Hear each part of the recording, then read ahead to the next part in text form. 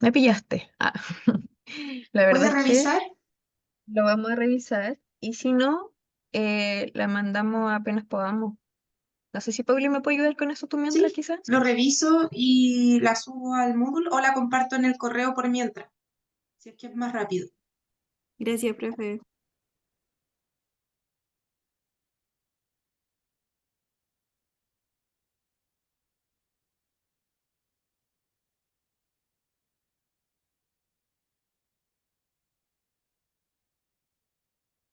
Voy a ir a ver si podemos ya ir compartiendo la clase.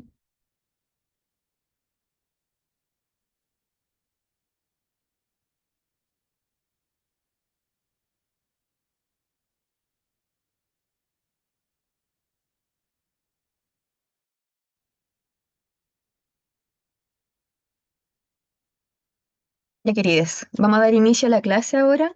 ¿Está todo ok, Pauli? No sé si me falta algo. ¿No? ¿Hay dudas, consultas o comentarios antes de partir?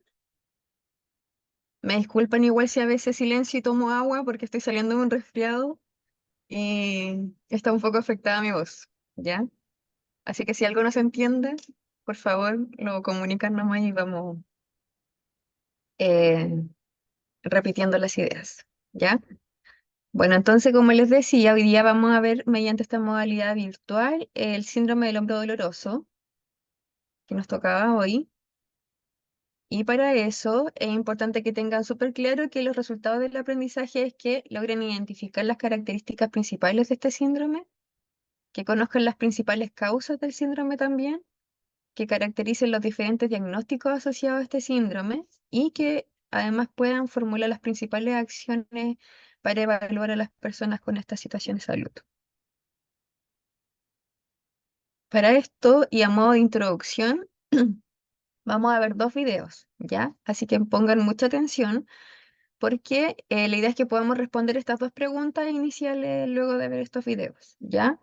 Una de las preguntas es cuáles son las principales características de la articulación glenohumeral y la otra es qué implicancia tiene la escápula en la articulación glenohumeral, ¿ya? Vamos a ver si nos funciona el video. Este video no tiene audio. ¿Pueden verlo bien así? Yo no veo nada, o sea, ningún video. Sí, nos Ya. está compartiendo en la pantalla, Dani.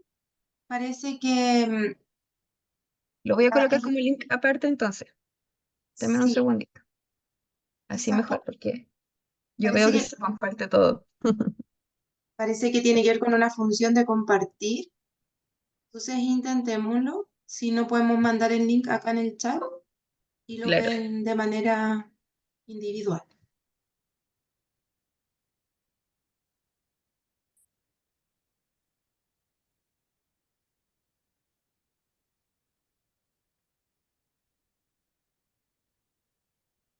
propagandas.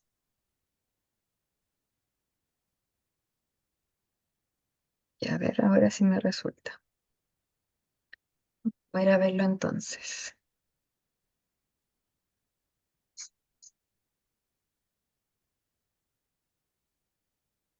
Ya querías, ahora sí se ve. No sé si agrandar tanto la pantalla, porque después quizá hay algunos espacios donde no se va a poder ver bien, ¿ya? Anticiparles que este video no tiene audio, pero van a ver la articulación escapulotorácica, para que puedan estar atentos a lo que vamos a recordar, porque en realidad esto ya lo deberían manejar, ¿ya?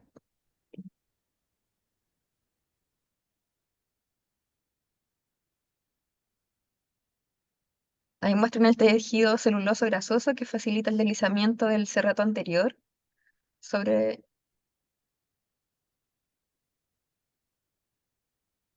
lo muestran por las diferentes caras.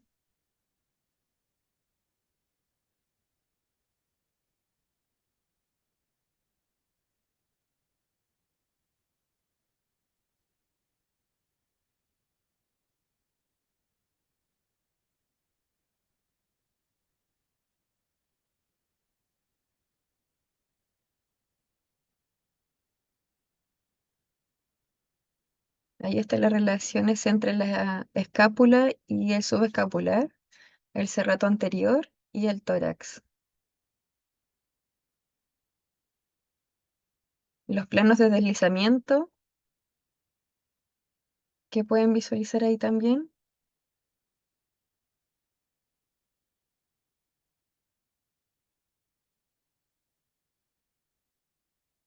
Ahí está la elevación y el descenso de la escápula. Pueden ir imitando el movimiento igual para que puedan irlo relacionándolo tanto a nivel físico como desde la imagen.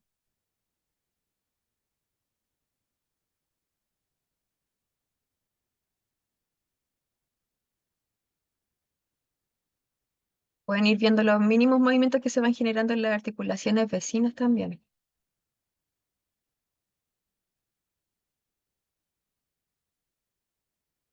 Y ahí está haciendo abducción y aducción de la escápula.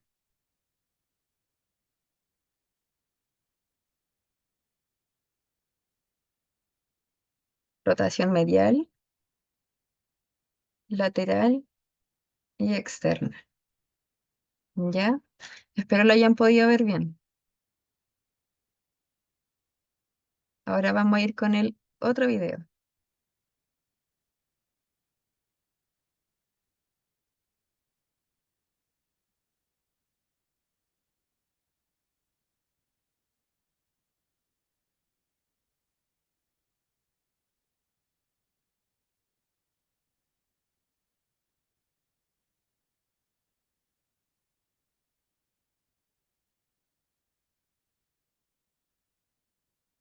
Ya en este video sí hay audio, así que si aquí hay problemas, me van avisando para poder ir viendo qué hacemos. ¿Ya? Atentes entonces. Entonces,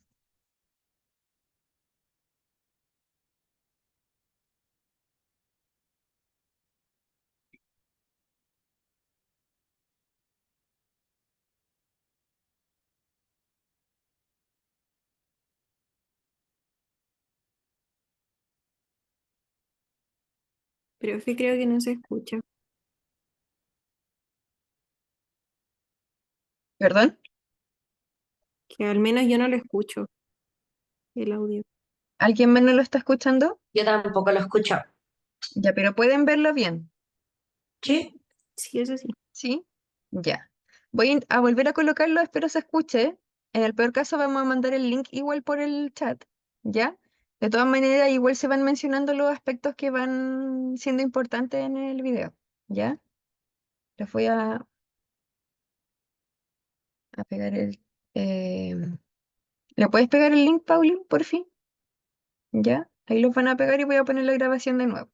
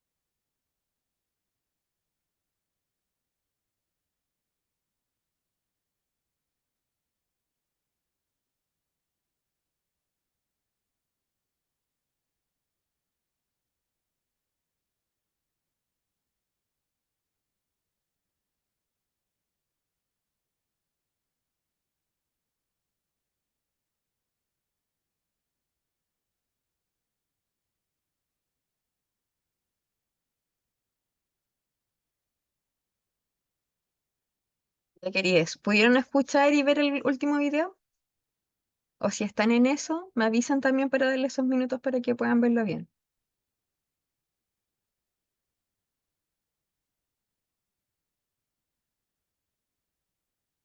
Profe, ¿qué es el último link? Sí, el último. Gracias.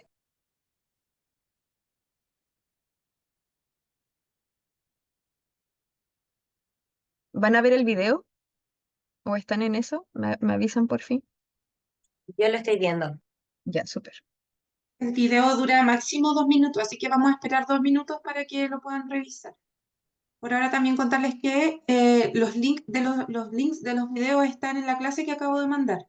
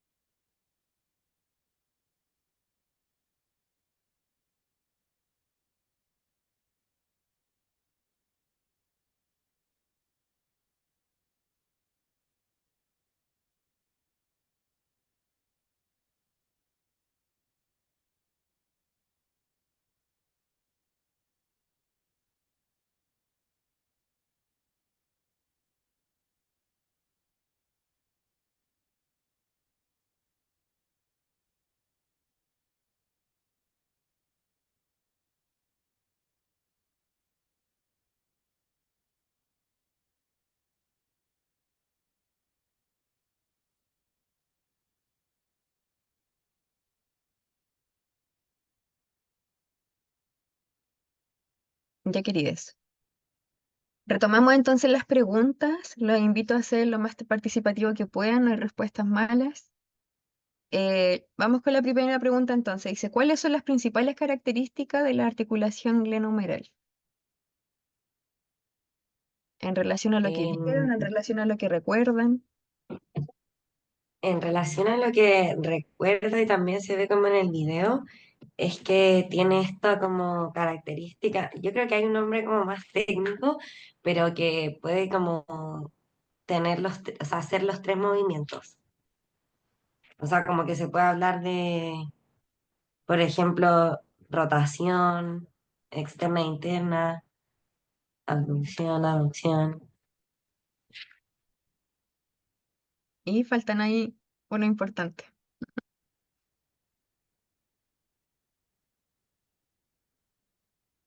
También esos movimientos sí, La compañeros, aducción que y la dices. reducción. No estoy escuchando, Dani. Se escucha muy bajito. No, es que había.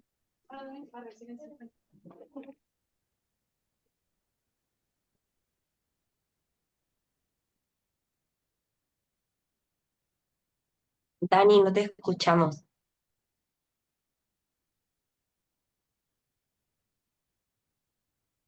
Si alguien más quiere sumar otra característica o los movimientos que faltan. O sea, falta flexión e extensión, pero Ujú. Súper. Ahí los dijiste todos. ¿Qué otras características recuerdan de esta articulación? Igual al menos en el video que tenía audio decía varias.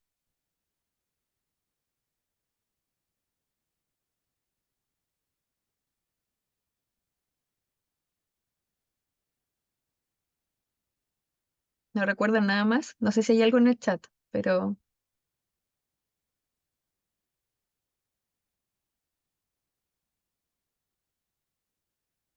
ya querías. Vamos a ir resolviendo esta pregunta entonces. Hay dos mensajitos. A ver. Había dicho. Ah, ya. Súper, Dani. Había hablado de abducción y aducción, que también lo había dicho Pauli. ¿Ya? ¿Cuáles son las principales características de la articulación glenohumeral? Primero, que es la principal articulación del hombro, ¿ya? Eso es súper importante. Lo otro es lo que vimos en el video, sobre todo en el 2, donde ahí ya no es un video con audio, donde hablan de la cavidad glenoidea, ¿ya?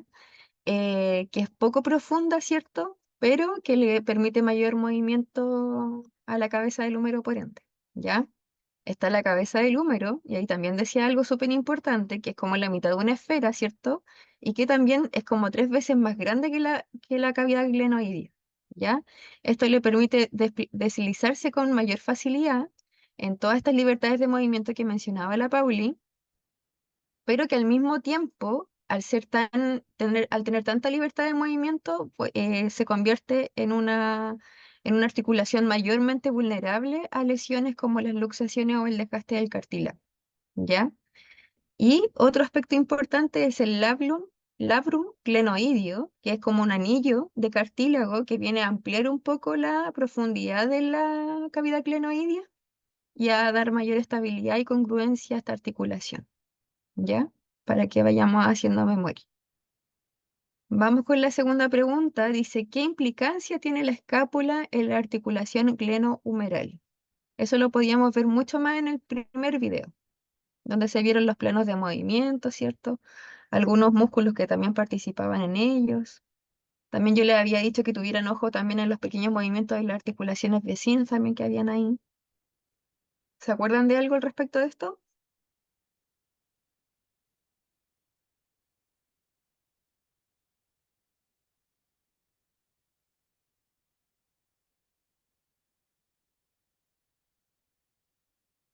¿No? ¿No se acuerdan nada?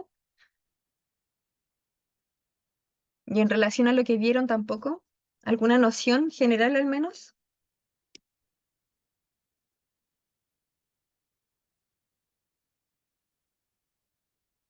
Recuerden que pueden escribir, que pueden activar sus micrófonos. Y la idea es que sea un espacio lo más didáctico posible, pero para eso necesitamos que todos participen. ¿Será importante la escápula en esta articulación o no? ¿Qué creen ustedes?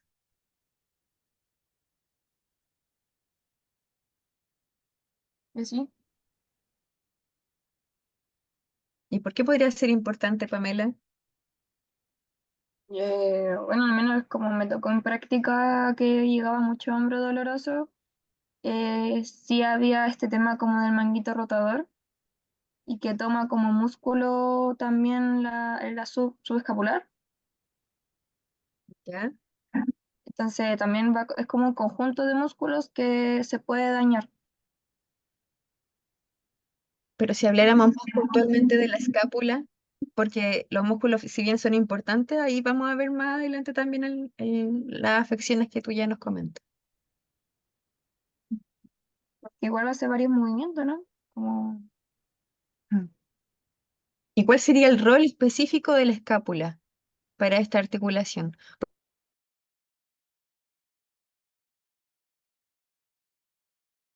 De la escápula en este momento, en esta articulación.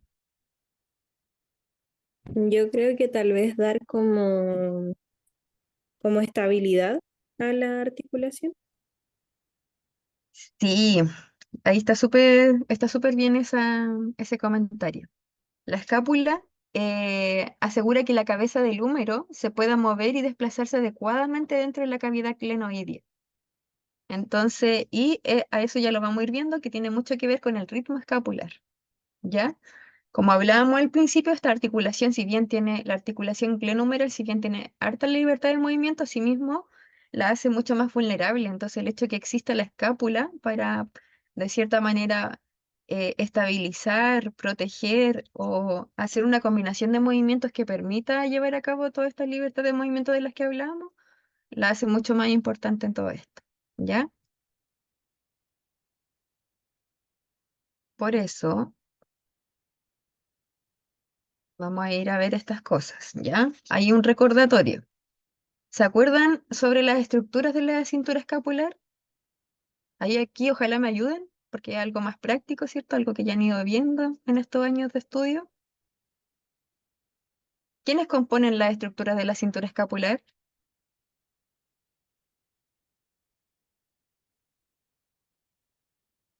¿Se acuerdan?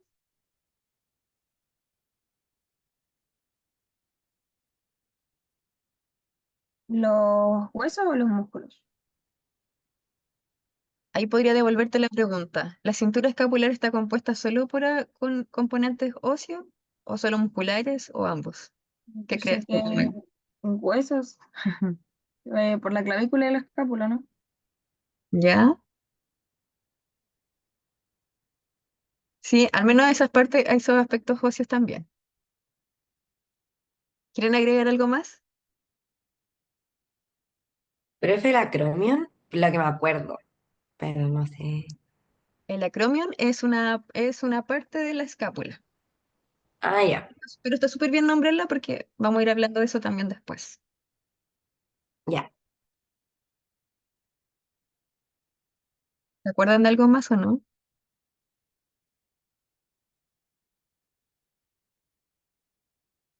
Ya, bueno, al menos las cosas que mencionaron están súper bien, ¿ya? Recordar que la estructura de la cintura escapular es un aspecto dinámico y flexible, ¿cierto? Y es un conjunto de estructuras óseas que ya mencionaron, ¿cierto?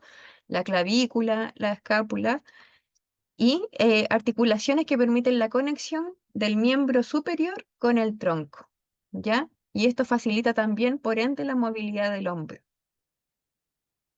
Ahora, si habláramos de las superficies articulares de la articulación glenohumeral, ¿se acuerdan algo respecto a eso?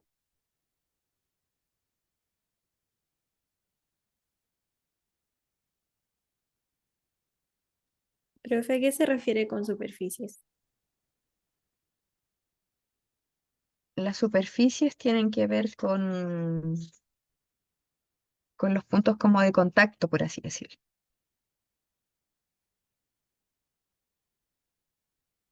¿Como dónde está el cartílago? Sí, o la forma de hacer esta conexión entre el conjunto óseo con lo articular del miembro superior, ¿cierto? Con el tronco. Mm.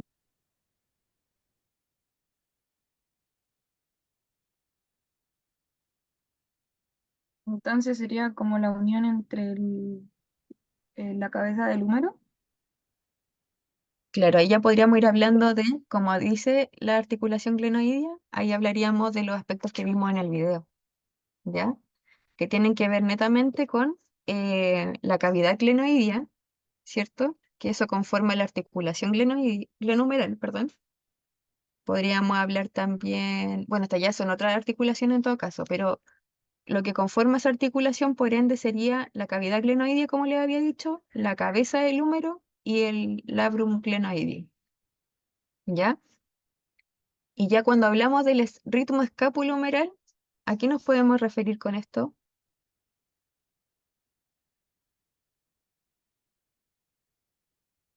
¿Se acuerdan de alguna idea más concreta?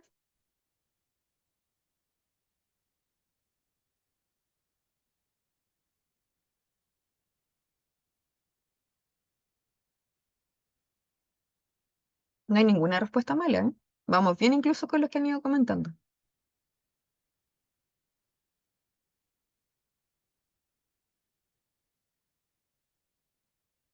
¿Algún comentario? ¿Alguna idea sobre el ritmo escapulohumeral?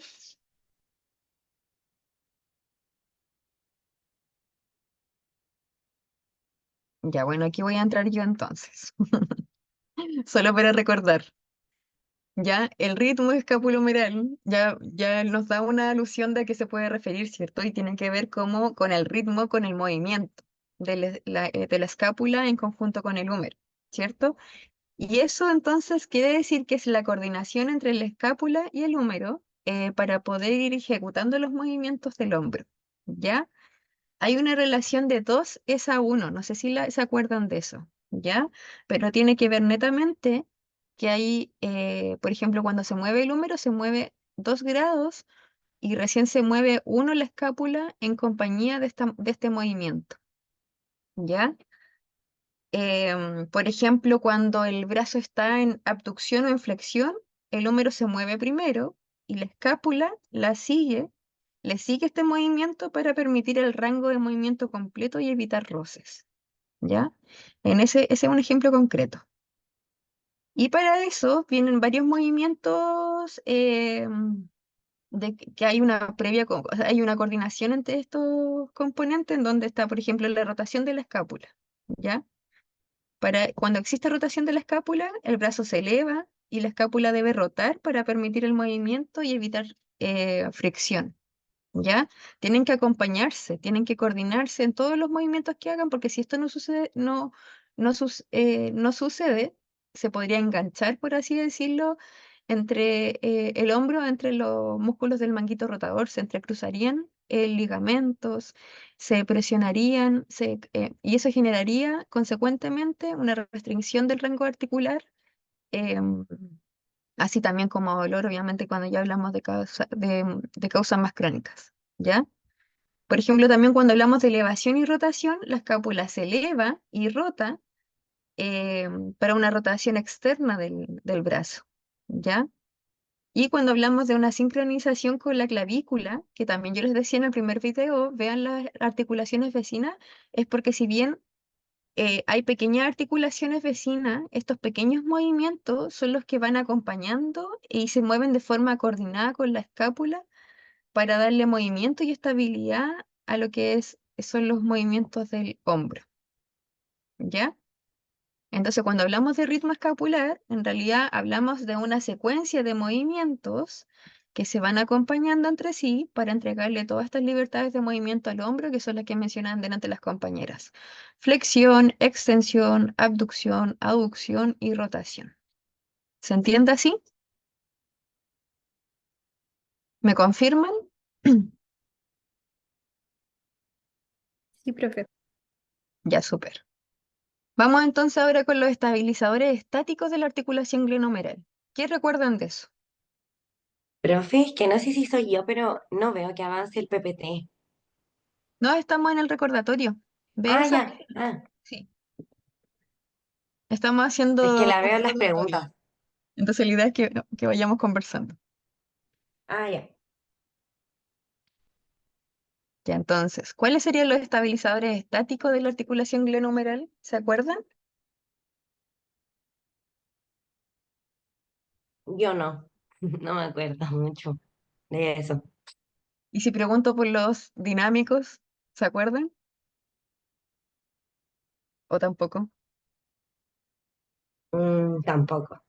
Solo me acuerdo del profe Jaime moviéndonos la escápula en Intecto. Ya. Bueno, por lo menos vamos a ir asociando los movimientos después. ¿Ya? Los estabilizadores estáticos son la cápsula articular, ¿ya? Creo que escribieron ahí. em, Son la cápsula articular. La Ignacia levantó la mano. ¿Tienes alguna pregunta, Ignacia? ¿O quieres comentar? No es que ya me acordaba es que no sé si son estáticos o dinámicos, pero los músculos del manguito rotador. ¿Ya? ¿Qué crees tú? ¿Estás Supongo que segura? como son músculos de los dinámicos. Sí, muy bien. Es súper bien. Está súper bien eso. La idea es que eso es lo que podamos ir sacando la idea de esto, ¿cierto?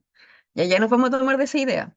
Pero entonces, cuando hablamos de los estáticos, hablamos de la cápsula articular, de los ligamentos, del labrum, que es este cartílago, anillo fibroso que acompaña la articulación de glenohumeral, em, y la presión negativa intraarticular también que existe en la cavidad glenoidea, gracias a la cápsula articular más el líquido sinovial que hace un efecto como que sella la cabeza del húmero. Es como un efecto de chupón, ¿ya?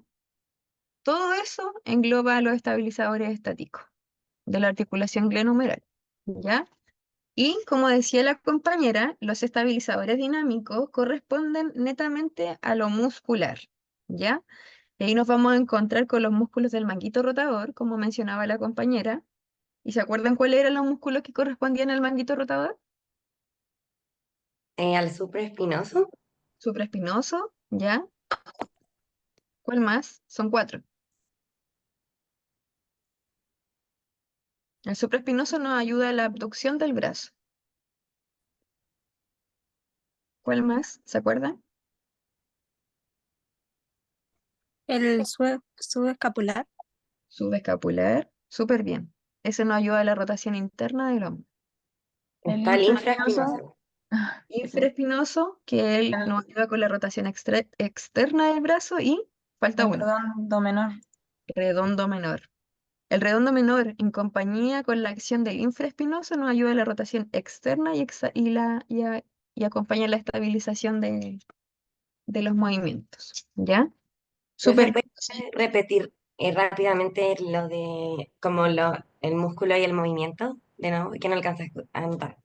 Ah, ya. Te decía que el manguito rotador está compuesto por 4 músculos, ¿ya? El supraespinoso colabora con la abducción del brazo o separación. No sé si ir tan rápido. Sí, Está el infraespinoso, que es el que nos ayuda con la rotación externa del brazo. Está el redondo menor, que en compañía del infraespinoso nos ayuda con la rotación externa, además de estabilizar los movimientos. Y el subescapular nos ayuda con la rotación interna del brazo. ya, gracias, profe. Ya. Ya, entonces tenemos este grupo de músculos del manguito rotador, pero además de eso hay más estabilizadores dinámicos de esta articulación, ¿ya? Entre ellos está el deltoides, que nos ayuda con la abducción del brazo y nos facilita la flexión, la extensión y la rotación, ¿ya? Tenemos el serrato anterior también, que es el encargado de estabilizar la escápula. Por eso es importante y lo vimos en el primer video. Estabiliza la escápula. Después tenemos el trapecio y el romboides, que estabiliza el movimiento y lo hace más eficiente también, de la escápula, ¿cierto? Después tenemos una porción larga del bíceps braquial también, que estabiliza la cabeza del húmero. ¿Se acuerdan también que hay una parte del video donde muestran también por dónde pasa esta porción larga del bíceps? ¿Ya? Y tenemos también al tríceps braquial y el pectoral mayor que también vienen a ayudarnos aquí a estabilizar esta articulación. ¿Ya? ¿Hasta ahí vamos bien? Sí, profe. Ya, súper. Si hay dudas, por favor, me van comentando. ¿Ya? Aquí no sé si logran ver bien la imagen, pero es netamente para recordar. Entonces acá en la figura 41 podemos ver la cavidad glenoidea, ¿cierto? Que vemos que es poco profunda y le otorga mayor movilidad o libertad de movimiento al brazo. Dani, Después vemos un anillo fibroso, ¿sí? ¿estás cambiando las láminas? Sí, cambié la lámina. Ah, es que efectivamente no se ven los cambios, porque Ah, ya. todavía vemos la lámina con las preguntas. Voy a repetir Entonces, entonces. Disculpen. sí, sí, Voy a volver a compartir. Déjenme volver a compartir. Está por aquí.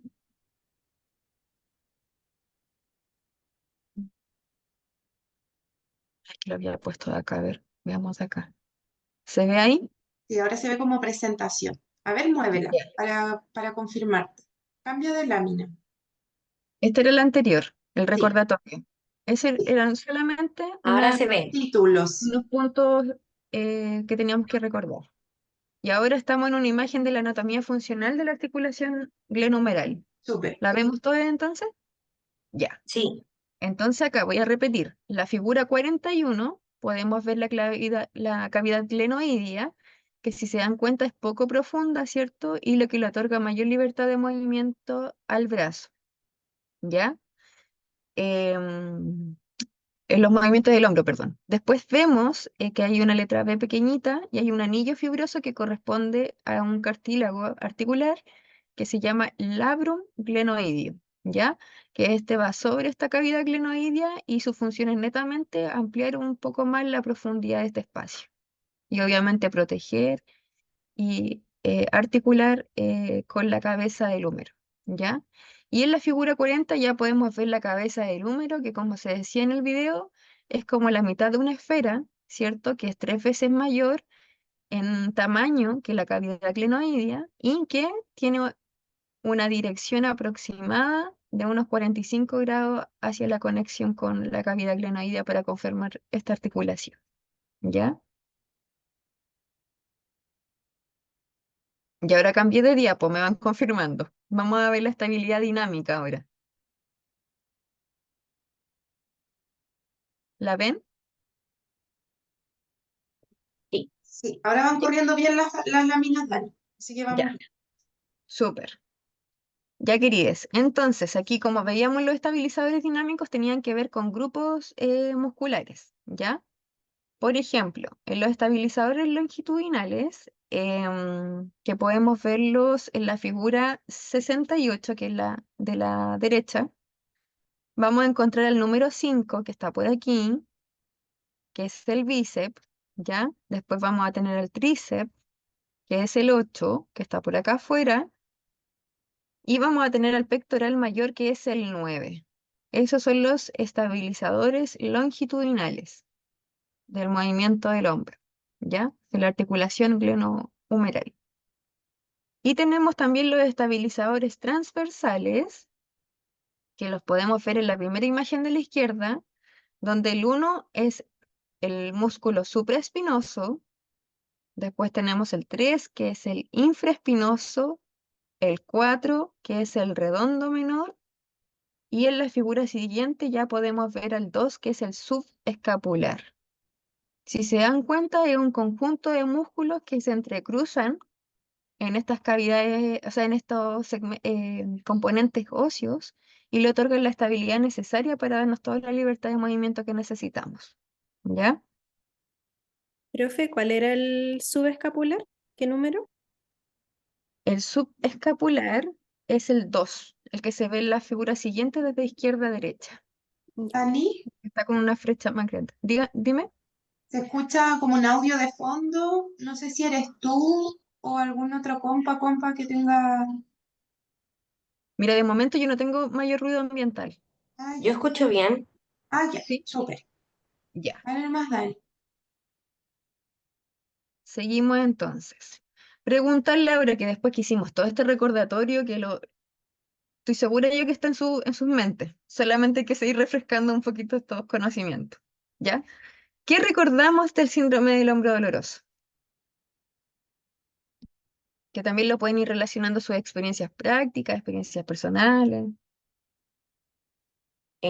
Yo jamás la había escuchado, me familiaricé con él porque tuve una experiencia práctica en una sala RBC.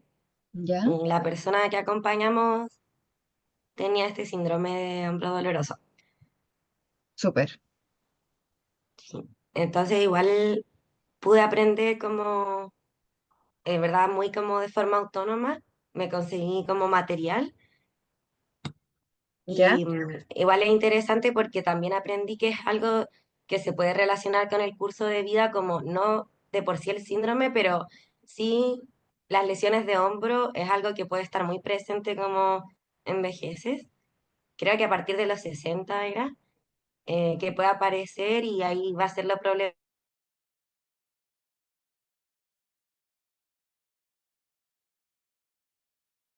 Y ahí hay hartos datos relevantes. Súper, Pauli. Muchas gracias. ¿Alguien más tiene alguna noción de lo que es el síndrome del hombro doloroso?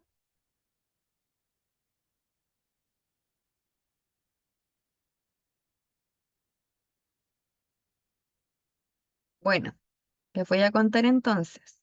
Es súper, súper importante, querides, que recuerden que el síndrome de hombro doloroso no corresponde a un diagnóstico, ¿ya? Es súper importante eso, que hagan esa distinción.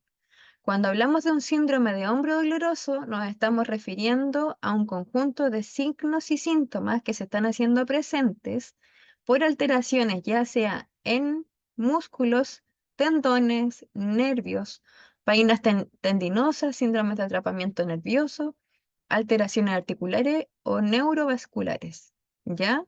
Y dependiendo la causa y la gravedad, es la causa y el nivel de daño es la gravedad y la evolución del cuadro de esta situación de salud. ¿Ya? ¿Queda claro eso?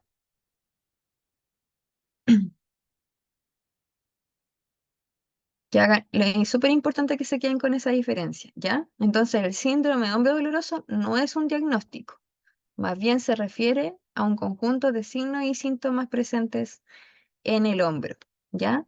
Y que como lo dice su nombre, la causa más común de expresión es a través del dolor, ¿ya? Es importante también que consideren que es una situación de salud con alto nivel de consulta y igual por afecciones musculoesqueléticas, ¿ya? Estas están alrededor del 15% del nivel de consulta. Y si bien acá en Chile no hay un testeo con respecto a la prevalencia, se estiman que alrededor de un año, 1 millón de personas deben consultar al menos por esta afección, ¿ya?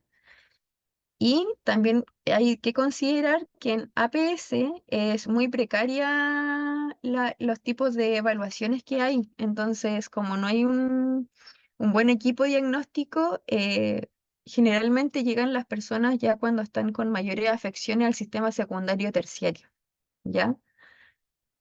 Y es la tercera causa más frecuente por razones musculoesqueléticas en la atención primaria también. Entonces, desde ahí vienen todas estas derivaciones.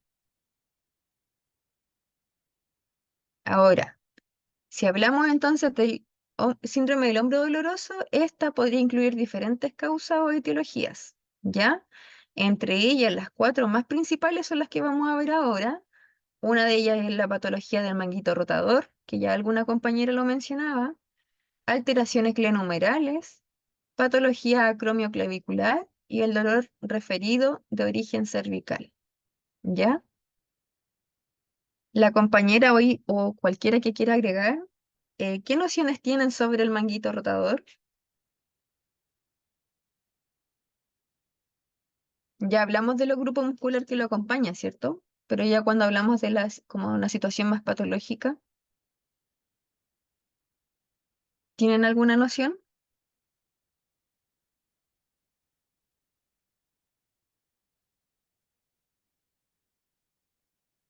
Ya parece que no. Les cuento entonces. La patología del manguito rotador es algo que se puede ver con mucha prevalencia, y además aquí sale que es la causa principal en alrededor de un 85% de las afecciones del síndrome del hombro doloroso, ¿ya? Y está asociado eh, a las ocupaciones o actividades repetitivas dentro de la historicidad de cada persona, ¿ya? Estas pueden asociarse al levantamiento de peso constante, a movimientos repetitivos por sobre los 90 grados del hombro, em, entre otras cosas, ¿ya? Y también al momento de hacer un examen físico, algunas cosas con las que se pueden encontrar es, como ya lo decíamos, con dolor, que puede ser en reposo o en actividad, con una movilidad activa y contra resistencia principalmente, y hasta se pueden pillar con una atrofia al examen físico, ¿ya? También es importante contarles que para la evaluación em, hay que pedirle una movilidad activa a la persona y obviamente donde haya presencia de dolor en este arco de movimiento, si está presente entre el rango de los 40 y 120 grados, refuerza un posible diagnóstico de alteración del manguito rotador, ¿ya? Y las roturas tendíneas parciales pueden ser difíciles de diferenciar de las tendinitis aisladas, ¿ya? Por eso es súper importante que estas situaciones de salud vengan acompañadas de otros tipos de estudios, como electromiografías, ecografías, en algunos otros casos también rayos, para descartar y hacer un diagnóstico diferencial, entre otro tipo de cosas, además del examen general que vamos a ver un poquito más adelante. Y aquí obviamente pueden ver a través de la imagen también que como vimos que estos cuatro músculos que componen el manguito rotador puede lesionarse los tendones, obviamente de inserción, así como todo el grupo de los músculos que acompaña este espacio. Porque también pueden haber causas donde haya un trauma específico, un golpe específico en la zona de inserción de estos músculos. Otro aspecto que otra situación de salud que nos podemos encontrar es la patología glenohumeral, que ahí ya estaríamos hablando de una capsulitis adhesiva o también conocida como hombro congelado, que está dentro de una brecha entre los 40 y los 65 años o una media de edad entre los 50 y 55. Y también nos podemos pillar con una artrosis glenumeral, que también ya nos adelantaba algo la Pauli, y que esa está asociada a ser ya mayores de 60 a 65 años, ¿ya? Ambas, la capsulitis como la artrosis, tienen una sintomatología y expresión clínica muy similar. Por ende, es súper importante hacer diagnóstico diferencial y acompañarlo de otros tipos de exámenes, porque la persona generalmente va a referir lo mismo, ¿cierto? Que tiene dentro de sus actividades cotidianas va a sentir un dolor persistente y profundo, con dificultades en la limitación del movimiento y sobre todo en la rotación externa, que aquí también lo dice, como por ejemplo en el vestuario, cuando nos queremos colocar una chaqueta, por ejemplo cuando estamos lavándonos el pelo o peinándonos, y todos esos movimientos que tengan que ver con la elevación del hombro o rotación externa, ¿ya? Al examen físico, el dolor, va a haber presencia de dolor en la movilidad global del hombro, y va a haber restricción de movimientos, probablemente la persona inmediatamente va a acusar dolor dentro de la trayectoria de algunos de los movimientos que mencionábamos al principio, ¿ya? Y como ven acá en la imagen, acá hay una la primera, ¿cierto? Que habla del hombro congelado, capsulitis. Ahí podemos ver un hombro sano, en donde se ve la cápsula articular sin lesiones. Y la que está al lado derecho, podemos ver que hay una cápsula articular que está inflamada, que hay presencia de adherencias, ruptura o daños continuos que han producido una mala cicatrización, ¿cierto?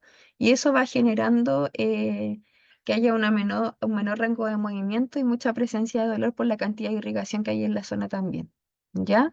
A comparación de la artrosis glenumeral, que aquí también tenemos una imagen comparativa abajo, donde hablamos de un hombro sin artrosis, ¿cierto?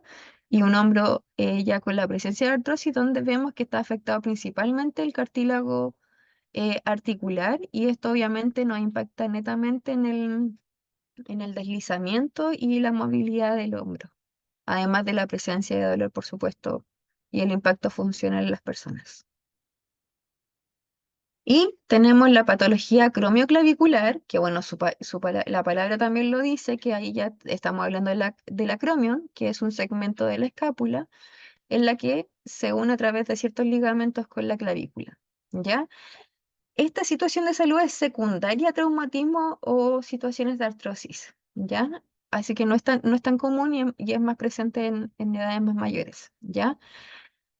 Como también se dice, lo más común va a ser que la persona presente dolor, pero en este caso va a ser en la zona superior del hombro y localizado al nivel de la articulación acromioclavicular. Es más, ustedes pueden palparse, pueden tocar su clavícula e ir palpando su proyección hacia el hombro, y ahí van a encontrar su articulación acromioclavicular, ¿cierto?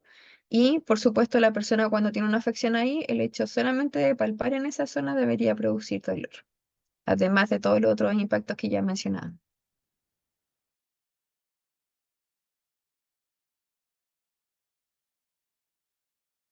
¿Ya? Y también hablan de un dolor en presencia de un movimiento, de un arco de movimiento alto entre los 80 y los 130 grados. Como el dolor es a nivel superior, obviamente la restricción se va a presentar más arriba, ¿ya? Con la intención de flectar el hombro o abducirlo totalmente. Ahora, ¿qué área evaluamos o cómo evaluar cada una de ellas? ¿Ya? Sensibilidad. Bueno, ahí tenemos sí o sí el tema del dolor. Ya dijimos que es algo súper característico del síndrome del hombro doloroso. Hay que ver claramente, indagar, ¿cierto? En qué momento aparece este dolor, si es en reposo, si es en descanso, si es en alguna actividad cotidiana y cuál es ese tipo de actividad cotidiana. También ver si esa actividad cotidiana está relacionada a un ámbito laboral, si es un movimiento repetitivo, ¿cierto? Con cuánta frecuencia lo hace, cómo lo hace. La localización de este dolor también es súper importante. Ya vimos que en algunos lugares se va a presentar en articulaciones sumamente específicas, como en otros se va a referir un dolor muy profundo, ¿cierto? Y va a ser difícil de localizar. Se va a ver más bien de un carácter más generalizado, ¿ya? Y ver si también ese dolor se irradia y las características del dolor, ¿cierto? Aquí le vamos a pedir a la persona que nos diga cómo duele, ¿cierto? Punza, arde, hay presencia de hormigueo, etcétera, etcétera. Y la idea es que nos vaya comentando esta persona si este se mantiene, si es intermitente o aparece frente a alguna actividad en específico. ¿Ya? ¿Vamos bien hasta ahí? ¿Me van comentando, por favor? Porque como aquí no puedo ver sus rostros, me es difícil si están escuchando bien y entendiendo todo. Sí, profe, todo bien. Ya, Por acá. súper. Muchas gracias, Paz, por contestar. Asumo que los demás también entonces. Seguimos entonces. Otro aspecto a evaluar es el rango articular, ¿ya? Lo vamos a evaluar tanto pasivo como activamente, ¿ya? ¿Por qué lo evaluaríamos pasivo y de forma pasiva y de forma activa? Y no nos quedamos con uno de esos dos. ¿Qué creen ustedes?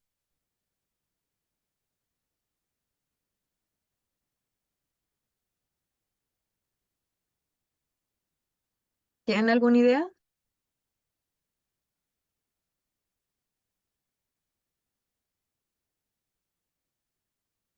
de cómo justificar esta evaluación?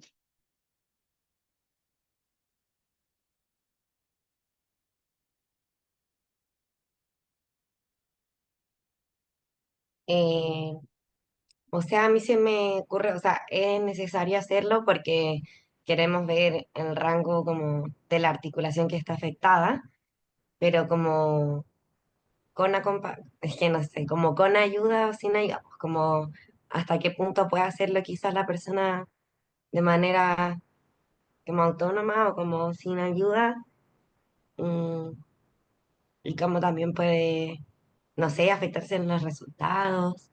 Eso se me ocurre. Ya, vamos por ahí, Pauli. ¿Ya? El rango articular lo vamos a evaluar de forma activa porque la persona va a llegar hasta cierto rango y va a parar por dolor, ¿cierto? Va a manifestar el dolor y no va a seguir haciendo el movimiento, pero nosotros tenemos que contrarrestar que si bien está la presencia del dolor, después los continuamos haciendo de forma pasiva para corroborar si tiene el rango total. ¿Se entiende? Entonces, por dolor, la persona va a llegar hasta cierto punto, pero además nosotros queremos saber si ese rango articular está completo de forma asistida al menos, em, y si lo mantiene, ¿ya? Obviamente la idea es que vayan haciendo esta prueba contralateralmente y dejando registro tanto si es pasivo o activo esta evaluación, ¿ya? Profe, es que si mal no recuerdo, había uno que había que hacer primero, ¿no? Como en orden. O Sí, da o lo sea, mismo. yo creo que podrían partir idealmente por el activo, porque claramente ahí vamos a ver inmediatamente hasta qué punto puede llegar la persona, ¿cierto? Y hasta dónde hace impacto el dolor. Además, le vamos a pedir que lo haga hasta el punto donde pueda soportar hacerlo, ¿cierto? Y después le vamos a ayudar para completar el rango articular, para corroborar si ese rango articular se mantiene dentro de lo normal. ¿Se entiende así, Pauli? Sí, profe. Eso quería Ya. corroborar que no me acordaba cuál era.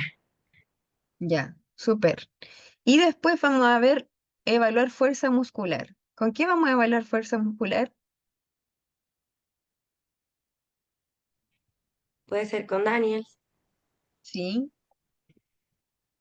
de todas maneras. Ahí entra Daniel, ¿cierto? Y tenemos que evaluar los diferentes movimientos y entre estos movimientos ya sabemos que tenemos amplia gama, ¿cierto? Flexión, extensión, abducción, aducción y rotación interna y externa del hombro, ¿ya? Obviamente sí, hay un alto nivel de daño, también puede ser que entremos obviamente a palpar, ¿cierto? Si es que hay tono muscular al menos, ¿cierto? Por la impotencia que pueda generar el nivel de dolor también en el movimiento, ¿ya? Y también tenemos otro que es la rigidez articular, hay que corroborar eso porque como es el síndrome de hombro doloroso, como es doloroso, ¿cierto? Va a impactar funcionalmente en este brazo, entonces por dolor las personas suelen dejar de mover su brazo, ¿ya? Y la inmovilidad constante puede generar consecuentemente una rigidez articular, ¿ya? También tenemos que ver cómo está ese descanso y sueño, ¿cierto? Probablemente esa persona despierta durante la noche por el nivel de dolor que siente, no puede, o la forma en cómo duerme le está impactando porque suele presionar zonas que están más sensibles, ¿cierto? Probablemente por el nivel de dolor también va a estar impactado el estado de ánimo de esta persona, puede ser que esté más irritable, que esté más lábil también, ¿cierto? Porque esta impotencia funcional no se va a ver expresada solamente por el dolor, sino también con la limitación de actividades que yo hago cotidianamente. Y también si indagamos sobre la historicidad y las ocupaciones de la persona, probablemente también van a estar impactados sus roles, ¿cierto? Quizás roles laborales, ya sean de forma tradicional o no, no sé, roles de cuidado, entre otras actividades también. Y por eso ahí tenemos que ir a indagar también la funcionalidad en actividades cotidianas y los parámetros en ABD, ¿cierto? ¿En qué está impactando? Por ejemplo, yo les decía antes, una persona probablemente va a estar impactado el tema del vestuario porque ya no va a tener tanta libertad de movimiento de hombro, entonces el ponerse una chaqueta probablemente le va a causar mucho esfuerzo o dolor. El lavarse el pelo va a ser algo, un tremendo esfuerzo para ellos por temas de dolor. Imagínense para una mujer o hombre que tenga el cabello un poco más largo, el estarse secando el pelo, probablemente va a empezar a sobrecargar al miembro superior indemne también. El tema de cocinar, el hacer fuerza, el levantar cosas por sobre el nivel del hombro, guardar o sacar algo desde una altura, ¿cierto? Y bueno, también si esto está relacionado con actividades laborales, también indagar qué actividades propiamente tal o qué tareas de esa actividad también me causan todos estos problemas, ¿ya? Y también está la función manipulativa. ¿Cómo creen que va a estar el alcance de esta persona? ¿Podría estar afectado o no?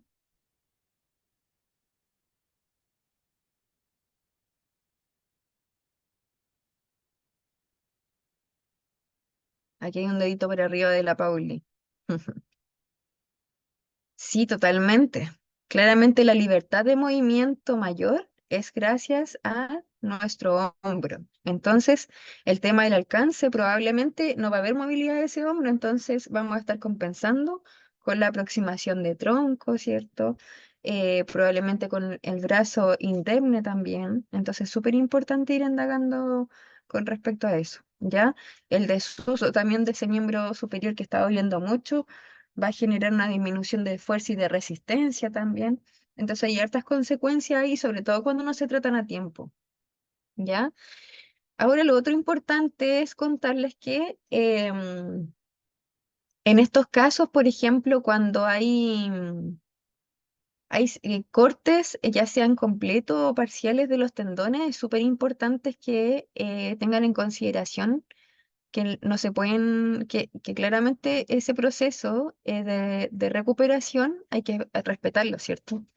La inflamación, la reparación de esa zona, entonces no podemos estar evaluando movimientos de amplios rangos amplios rangos, porque claramente sería volver a estresar la zona y generar incluso hasta consecuencias como que aumente el corte de ese tendón. ¿Ya? Entonces es súper importante revisar los antecedentes, si es que hay exámenes previos o exámenes que le enviaron a hacer a esta persona, porque ahí ya podrían aislarse algunas evaluaciones como la fuerza muscular o el rango articular completo activo, por ejemplo. ¿Ya? Así que ojo con eso también. Ya, ¿cómo vamos hasta ahí?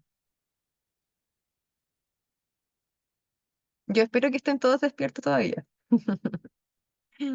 Vamos a ir a responder este cuestionario, ¿ya? Es súper rapidito, es súper puntual. Nos vamos a dar 5 minutos, Pauli, ¿te parece? 5 minutos y lo vamos a resolver de forma colectiva, ¿ya? Entonces pueden ir a sus presentaciones, cuadernos, lo que quieran, y resolviendo las preguntas y después lo hacemos en conjunto aquí. ¿Ya? Tenemos 5 minutos entonces.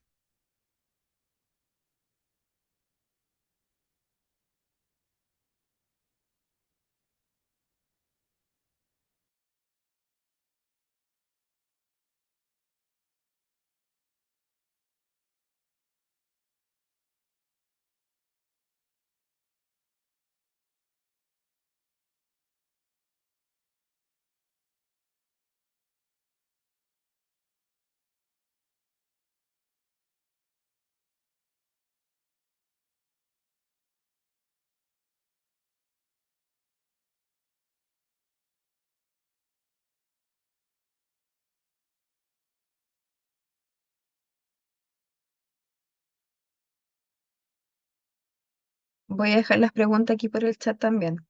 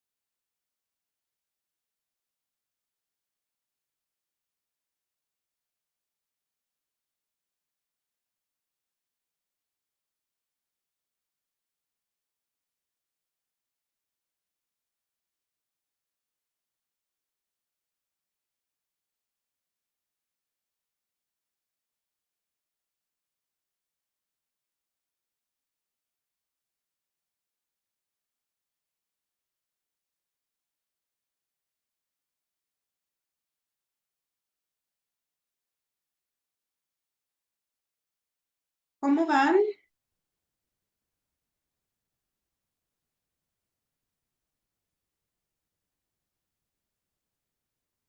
Vamos a dar unos minutitos más y continuamos.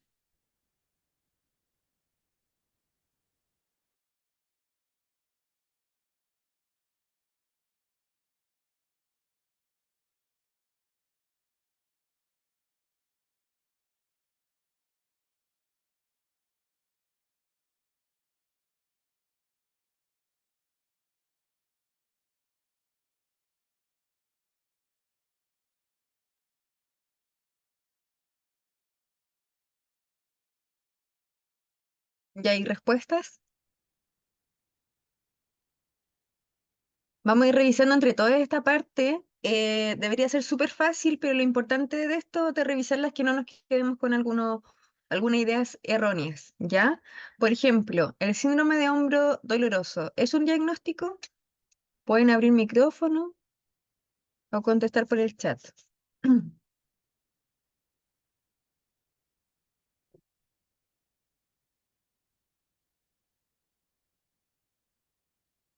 Y ahí la Paula puso una X, asumo que es un no, ¿cierto? Ya por ahí hay alguien más también.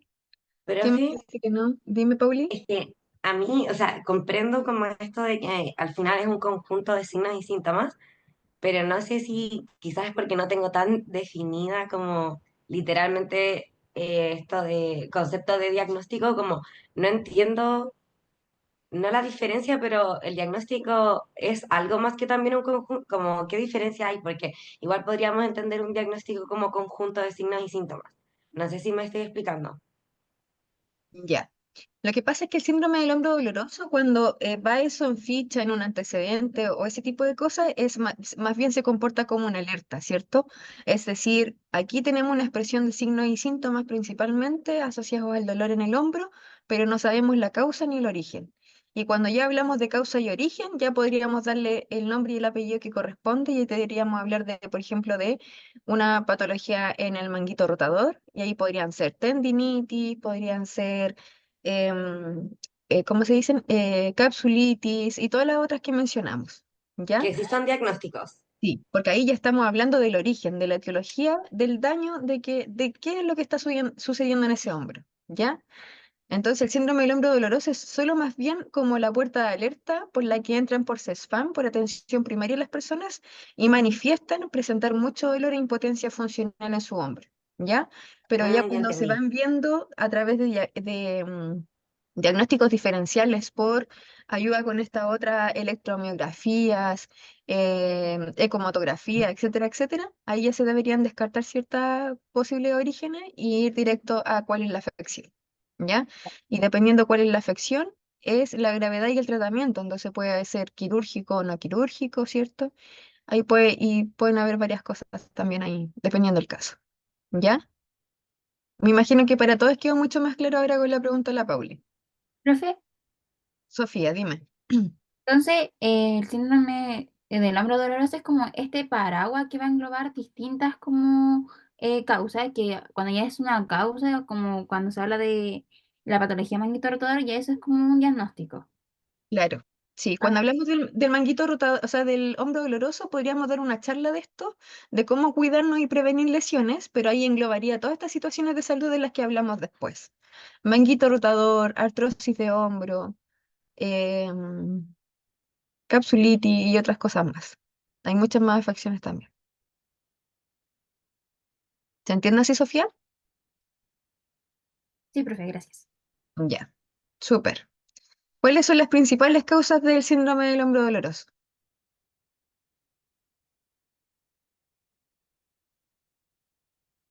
La fuimos recién.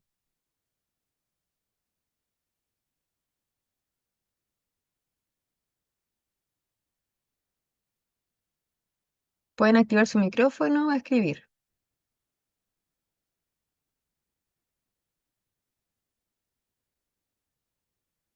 Ya teníamos una que era altamente prevalente que la mencionaron más de una vez, ¿cierto? Que es la patología del manguito rotador. ¿Cuál más? Las alteraciones glenumerales. ¿Ya? la patología acromioclavicular y el dolor referido de origen cervical. Eso, esas son las principales. Súper. ¿Cuáles son los Ay, aquí combinamos dos cosas, sí, tienen toda la razón. Cuando esos son los principales diagnósticos que constituyen el hombro doloroso, las que acaba de mencionar la compañera, creo que era Sofía, y que también mencioné yo. Pero las principales causas tienen que ver con movimientos repetitivos, Repetición. ¿sí? ¿Qué más? ¿Qué tipo de movimiento repetitivo? Como por ejemplo cargas Y el que va por sobre el nivel del hombro, a 90 grados. sobre los 90, eso es clave, ¿ya? Movimientos repetitivos, ¿cierto? Esfuerzos eh, o fuerzas constantes, movimientos repentinos también, impactos directos en la zona de estos grupos musculares, etcétera, etcétera. ¿Ya? Después iba, ¿cuáles son las dimensiones que constituyen la evaluación motora? Ya vimos evaluación. ¿Cuáles de esas constituyen a la evaluación motora?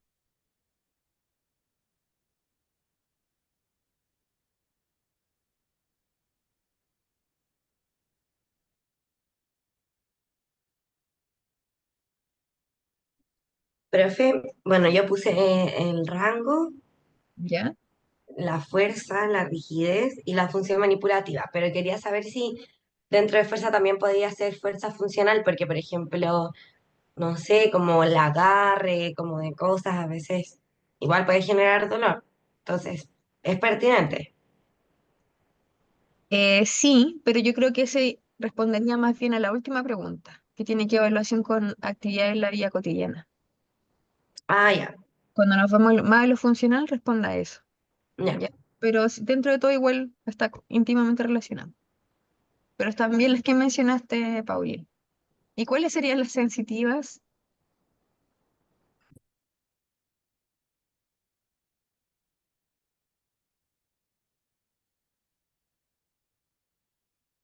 Bueno, aquí ya se puede inferir, ¿cierto?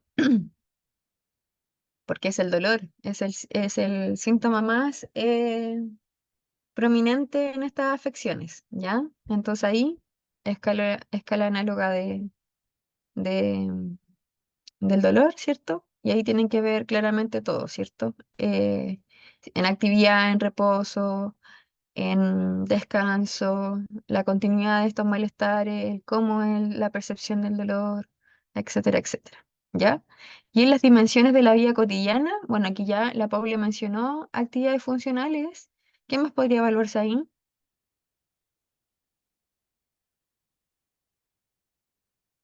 ¿O de qué otra forma podríamos evaluar estas dimensiones? Profe, yo tenía una duda. Ahí Dime, Amelia. en evaluaciones de actividad diaria, ¿podría Ujú. entrar el sueño? ¿O eso no podría? Sí, ¿O de dónde? todas maneras, sí. El Ya. descanso y sueño es súper importante. Ah, ya. Incluso aquí sería súper importante también considerar eh, una evaluación de salud mental de la persona, ¿ya? Recuerden que hay un impacto emocional que también está muy arraigado a lo sintomatológico de toda esta expresión, pero no es menor, Y ¿ya? el estrés. Y sobre todo al choque de que puede haber dejado el tipo de lesión que se hizo también, ¿ya? Ya. Por ahí quedamos claritas entonces. Si queda alguna otra duda, comentario, ¿no? Ya. Sí, yo quedé con otra duda. Eh, Comen. es que me enredé un poco en cuando mencionaron las causas y los principales diagnósticos. Como Ah, que ya, no. sí, es que respondí la pregunta al revés, ¿ya? Ah, Pero las principales causas tienen que ser los movimientos repetitivos por alguna tarea laboral quizás, y están los movimientos repetitivos por sobre el nivel del hombro, que son por sobre los 90 grados, además de, pueden ser, había algo más que se me quedaba ahí. sí, Eh, anoté esfuerzos, sí. impactos Ah, también. y que obviamente esto está íntimamente relacionado a la historicidad de la persona, entonces obviamente si tenemos una historia donde una persona ha trabajado o se ha dedicado a cargar peso constante, no sé, mudanzas, por ejemplo. Todas estas personas que cargan tremendos muebles, sillón y todo este tipo de cosas, cualquier movimiento repentino, desestabilización, también puede generar una sobrecarga sobre uno de los miembros superiores, por mucho que esté tratando de llevar el equilibrio. Entonces ahí claramente tenemos que irnos a la historia ocupacional de la persona también. ¿Ya? Si hay una historicidad donde ha cargado con eso, claramente cuando son probablemente personas mayores tienen una mayor tendencia a estas lesiones acumulativas también. ¿Ya? ¿Quedó más claro, Almendra? Sí, profe, muchas gracias. Ya, súper. Ya. ¿Alguna otra duda o comentario?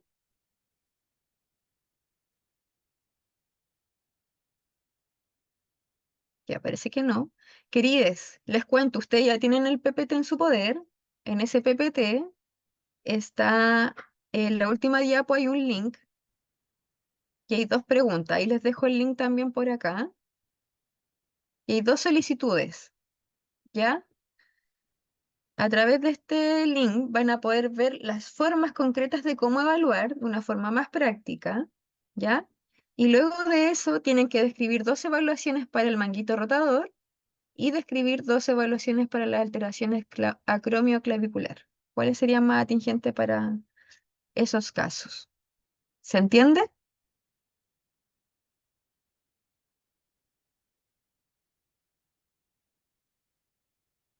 Y para esto, la recomendación es que se contacten internamente, pueden hacerlo entre dos personas, tríos o algún grupo más ampliado, para que puedan ir dialogando también y discutiendo las diferentes nociones que tenga cada uno de ustedes, para que puedan tener mayor profundización de las técnicas de evaluación que se ven en el video, además de las que ya comentamos, ¿ya? Ya, profe. Ya. ¿Queda clarísimo eso? Porque vamos a ir cerrando, pero es una actividad práctica que Sí. les va a servir mucho, ¿ya? Súper. Ya, queridas, entonces, es la clase de hoy. Ya tienen en su poder el PPT. Me imagino que en algún momento quizás se podría compartir esta grabación también, no lo tengo muy claro, pero ahí ya les vamos a ir contando. De todas maneras, ya resolvimos parte de dudas más prácticas y ahora con este video debería quedar todo mucho más clarito, ¿ya? Así que hay cualquier cosita, pueden contactarnos por correo igual o canalizarlo con el profe Jaime a través de la delegada, ¿ya? Gracias, profe. Ya. Profes, que estén Que estén bien. muy bien. Cuídense mucho. Chao. Estamos Gracias. Chao, hablando. profe, gracias. Nos vemos. Chao, chao. Que estén bien, chao, chao. Voy a parar la grabación.